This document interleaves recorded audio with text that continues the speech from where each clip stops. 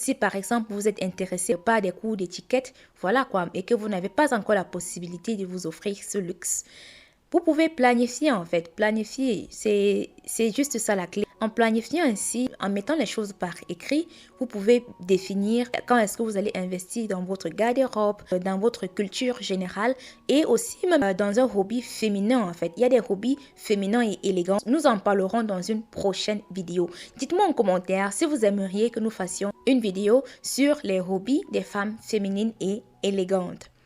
Alors, après avoir planifié, mes précieuses, il faut être discipliné. Je pense que le mot discipline, c'est l'un des mots que vous entendrez le plus souvent sur devenir féminine. Car, mes précieuses, vraiment, je ne vous lâcherai pas avec le mot discipline en 2026. Discipline, mes précieuses.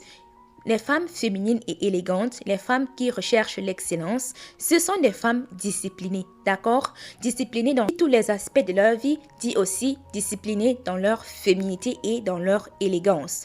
Ça ne sert à rien de, voilà quoi, de planifier, d'avoir des grands projets et tout, lorsqu'on n'est pas discipliné.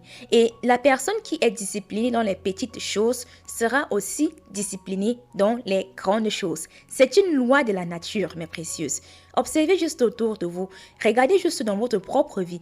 Les choses que vous faites bien, les petites choses que vous faites bien vous permettent de faire des choses encore plus grandes, mes précieuses. Alors, mes précieuses, vraiment, nous devenons des femmes disciplinées. D'accord?